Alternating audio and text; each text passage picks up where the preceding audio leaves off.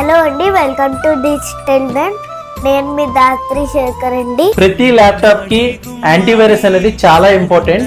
So మీ laptop గానీ desktop గానీ antivirus use చేయాలనుకుంటున్నారా? సో 3 years గాను యాంటీవైరస్ ఎంతకి ఇద్దాం? 3 years యాంటీవైరస్ 800 కి యాంటీవైరస్.